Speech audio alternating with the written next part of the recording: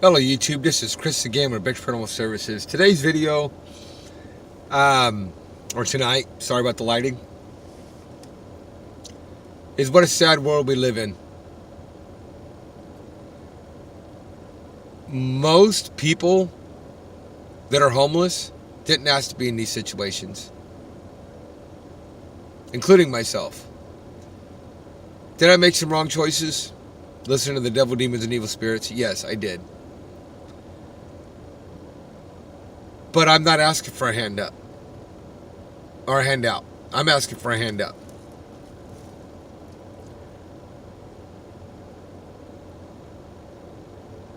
I've seen it more and more and more and more. Not just on YouTube, but my personal life. And before I was even in this situation. With people mocking and ridiculing and putting down and judging homeless people. And it's sad because the majority of homeless people, we don't want to be in this situation. We don't. Not knowing where we're going to get our next meal, not knowing when we're going to be able to bathe next, wash our laundry. We don't know if we're going to be safe. I trust God, and I know God will not allow anything to happen to me that He doesn't ordain. But there's this thing going around now, been around for a while, and it's getting worse, called bum bashing.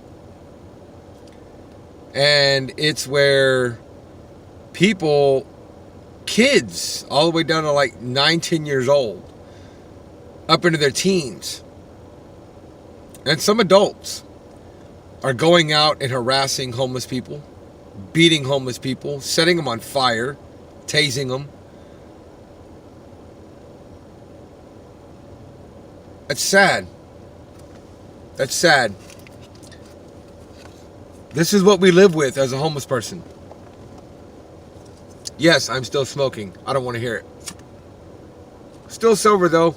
Still not on drugs. Still sober off those two. You're probably going to judge me for that. Whatever. But we don't...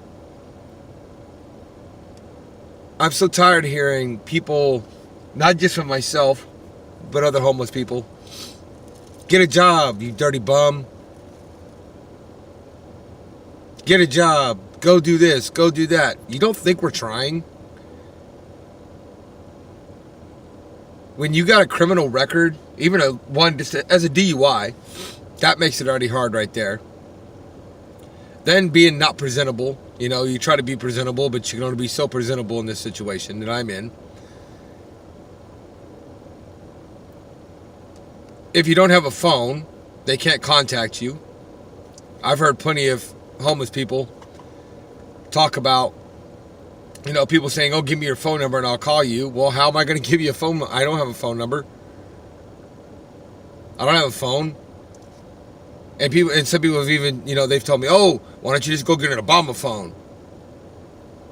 That's the government assistant phone. You have to be on welfare to get those. I don't qualify for welfare. I got told to be, if I got on welfare, I get Section 8 housing. If I got government assistance, got on food stamps, wasn't good enough. Then there was a waiting list for the waiting list. But long story short, how would you feel if you were in this situation? Would you want somebody to help you? Give you a hand up? Give you a hand up? Be there? Show you love and kindness and patience? The problem is I see a lot of people, and there's so much I could touch on this topic, but I got to keep a short video. They've corralled every homeless person into lazy, filthy, dirty, disgusting, no good, don't want to better themselves, drug addict, alcoholics. That's what most people have categorized homeless people that's down on their luck. I don't even like using the word luck because I don't believe in luck. I believe in God and Jesus and faith. But you don't understand how hard it is to parking lot hop, finding a place to go where you're not going to be harassed by the cops, where you're not going to be harassed by people. I wake up, when I get up in the morning, I don't even sleep well because I am so concerned listening to see if somebody's messing with my car, breaking my windows, popping my tires, trying to get into my car. That's why I've heard a lot of people that are on drugs say they got on drugs because they were homeless. Some of it's to kill the pain, getting drunk, getting high. But most of them that I've seen and talked to, some of them personally, because before I got into this mess, when I had money and house and my family and God had blessed me, I would help people with money and homeless people and go make them food and take it back to them if I didn't have any money and talk to them. When I get back to Bakersfield, I had almost every homeless person there in Oildale, if you live in Bakersfield, you know where it's at, has my back. But because of that, because I went out of my way to treat them like people, I went out of my way to help them and give them my last dime. Because the way I figured it is, God has already blessed me. He will continue to bless me. I have my wife. I have my kids. I have my home, my family. I have a bed. I have running water. I have heat. I have AC in the summertime. These people are living on the street. I've heard a lot of people say that they started drugs to stay awake, so that they didn't get raped again, or get their stuff stolen, or get hurt, get beat up. You expect somebody to stay up all night long, not sleep, because they're in fear of their life, and then get up and hold a full-time job during the day? You know how hard that is? And trust me, I do it. When it work's available, I go. I do.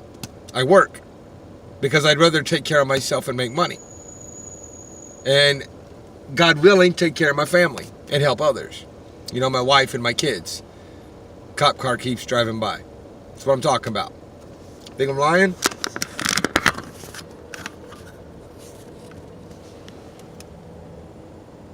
See the cop car driving by? Second time that cop cars drove by.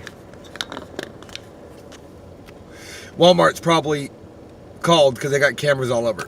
Walmart's probably called because they've been sitting out here. This is what we deal with. On top of trying to eat every day. On top of trying to keep ourselves clean and our whatever. Our personal hygiene. On top of trying to get money to pay bills and survive. Like I said, there's so much I could touch on this topic. But again, I've got to try to keep it short so I can get it uploaded. But then you got people out there that are getting these fundraisers done for them and raising thousands and thousands of dollars, hundreds of dollars, getting money just thrown at them for no reason. Not going to go into detail, but for no reason. None whatsoever. $50, $100, $200. Here comes the cop again. $100, $500. I saw one time $1,000. Yep, he's driving behind me now.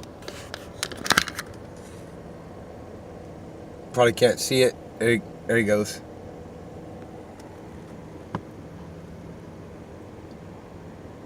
Probably can't see it. But anyway, so you need to stop judging people. If you're one of those judging people and trying to hurt people and stuff because of the situation they're in, because they're homeless, that they don't even ask to be in,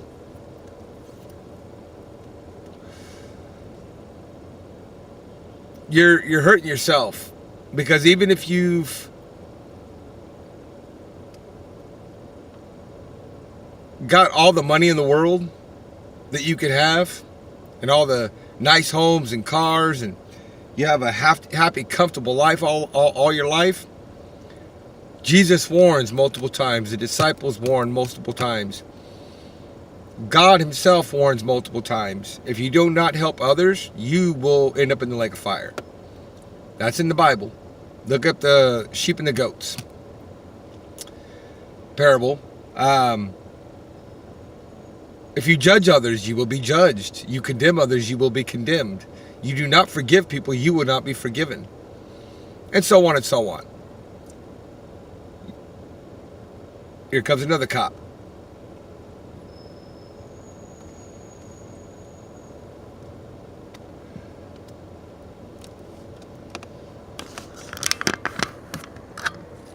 Think I'm joking, guys? Another cop. So I'm probably going to have to cut this short so I can get out of here so they don't arrest me or cause me problems. Even if they don't arrest me, I can't afford a ticket. But I just wanted to make this quick video because it's getting really old, guys. You know, I'll pray for you, and that's cool. That's not the old part. I want the prayers. I need the prayers. But some of these people, I'm lurking in the live streams, and I see them tossing this money around, boy, like they're in Vegas, and they're a millionaire. Tossing this money around, boy. But then they come to my channel and say they don't have any money. They wish they could help. Or they say they're going to help and never do. And I know there's some people out there that have said they're going to help, and they are going to help, and they're planning on helping. They're just falling in some hard times themselves. I get it. I do. I get it. But the people that say they're going to help or wish they could help, and then they go over and make it rain on these other live streams to make themselves look good, is pathetic. And it's a sin. But I'm going to go ahead and get off here, one, so it's short and get it uploaded fast, because it's almost midnight and I can't have my phone shut off before I get this uploaded. And the cops keep going back and forth, back and forth. This is what I deal with. I've been dealing with for 2 years. This is why we parking lot hop. There's homeless people I've talked to where, you know, where I've heard, and my gas light coming on, where I've heard, you know, that they'll stay, you know, they try to stay awake most of the night. They'll sleep, you know, and by 6 o'clock in the morning, the cops are messing with them, and they have to get up and leave, and they go out panhandle because nobody hire them, because they're not presentable. They can't get themselves clean. And because I get people ask me, well, what would you need to get out of this situation? The bare necessities would start: a house, a bed to sleep in, shower, a job offer, excuse me, so that I can pay for the bare necessities. But when you get in this rut, it's hard to get out of. Like I said, there's just so much I could touch on this topic. If you guys can do anything, please do. Please. I'm not asking for a handout. I'm asking for a hand up. I need help. I got to pay my storage. 2 months almost overdue. About ready to lose all my stuff that I don't have in my car. My phone's get shut off at midnight. And so that makes it even more difficult to do anything, to get any help, to have any employers be able to contact you. or anybody with any kind of work, even if it's just little odds and ends, because you have no way to contact you. They have no way. So if you can help me, please do so. I would greatly appreciate it. And just so you see that binging sound I said with my gas light coming on, there's my gas light, or my gas tank. And I'm not saying this to try to get you guys to feel sorry for me. I've been watching a lot of people, homeless videos, people, getting homeless stories, and trying to help them out and everything. And we need to spread more light on this, because it's ridiculous how people are being mistreated. And we're not garbage, we're people. We didn't ask to be in this situation, most of us. Another reason people turn to drugs and alcohol is they get in a situation like I'm in. We're missing our wives or our husbands, our kids, and our lives. And then on top of that, it feels like we have nobody to help us. And so the pain just gets so bad, instead of turning to God and Jesus and pushing into them, most people resort to drugs and alcohol, or suicide. Keep that in mind. The next time somebody needs help, and you're just going to buy booze, you're just going to do this, you're just going to do that. Keep in mind, be mindful. You don't know that person's situation. You don't know why they're doing what they're doing. You don't know, why, they're maybe doing those drugs to stay awake so that they don't get raped again, or beat, or their stuff stolen. And, and they may start that way, but then they get hooked on it. They can't get off it because it's addictive. I know 19 years ago, November, I was doing drugs, and it's very, very addictive, very hard to get off of. So is alcohol. I told you guys several times, it's a daily battle to stay sober.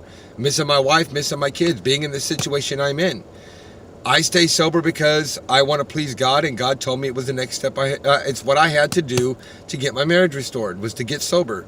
And so I trust God and stay sober. But if it wasn't for that, I would be drunk every day because of this situation I'm in. Because I like the way it tastes, I like the way it smells and makes me feel, but then it also, in this situation, would kill the pain, would numb the pain. So you guys, most people don't think about it that way. And so that it's a vicious cycle the devil gets you in. So just be more mindful, guys. You want to go throwing around money and help to people that really don't need it. Think about the people that you do know that need help. And I'll end it on this, because like I said, I just keep going, because I got so much I could talk about on this topic. But there was a time, even in my own life when I was younger, that most homeless people you saw, you didn't know. You didn't know them. Now, everybody has at least one person in their family and or friends that are homeless. And whether you treat them badly or you don't treat them badly, you help them or you don't help them, think about how they're being treated and how they're having to live. The situation they're in. How is that how you want them treated? Your moms, your dads, your aunts, your uncles, your grandmas, your sisters, your brothers, and so on. Is that how you want them treated? Or do you want somebody to help them? Even if you can't, because you can't financially help them. You want somebody to help them? Or do you want them to beat them and rape them and take advantage of them and use them? Steal their stuff? How do you want them treated? And on top of that, like I said, everything you're saying, everything you're doing, everything you're feeling, everything you're thinking and believing, it's getting written down in your book upstairs with God and Jesus. And like I said, go read the sheep and the goat parable. It's hold on, I'll give it to you. I can't find it right this second, and I need to get out of here before this cop keeps coming back and forth. But you can go on to the Bible apps, or you can go on to Google and look up the Bible verse, sheep and the goats, and you should be able to find it. And you know, they were the people that got cast into the lake of fire thought they were saved, and because they weren't helping people, Jesus said, because you didn't help the least of these were the goats. The sheep were fine. The sheep, they helped people, and Jesus let them in. And the goats on the left hand, they got tossed into the burning lake of fire that was meant for the devil and the fallen angels, because they didn't help the least of these. They didn't help Jesus, and they were confused. They said, what do you mean we didn't help you with all these things? We didn't do these things for you. And he said, because you didn't do these things for the least of these, you didn't do them for me. And so Jesus cast them out. All I'm saying is to be mindful. You know what I mean? If you can't do something and God, that's between you and God. If you can do something, God's waiting on your heart, please do. And no, I'm not trying to use Bible verses to make people feel bad for me. I'm telling you Bible verses to help you. Because on Judgment Day, you're going to have to stand before God and Jesus, and I'm going to have to stand before God and Jesus, all on our own. And if I don't tell you, I'm held accountable for that. And if I tell you and you change, you're brought to salvation, and I am safe. If I don't tell you, I'm in trouble, and you still die in your sin. But if I tell you and you don't change, then you die in your sin, and I'm good. My hands are clean.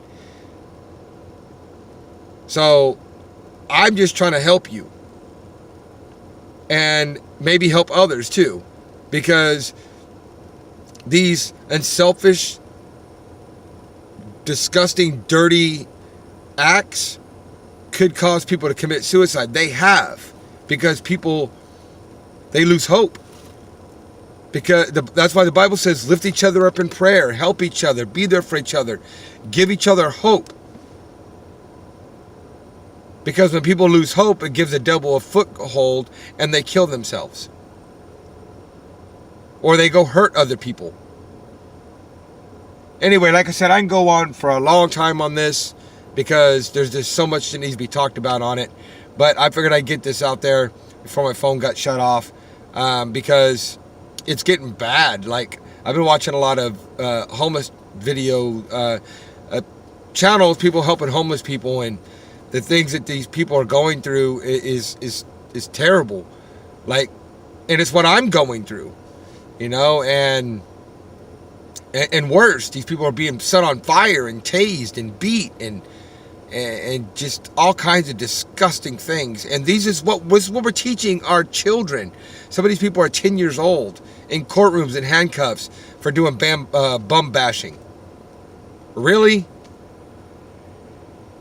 Anyway, I'm going to get off here. If you could do anything to help me so I can, get my phone paid and get my storage paid and get back to Bakersfield, California, and stuff until, I would greatly appreciate it. If you can't, I understand. I do.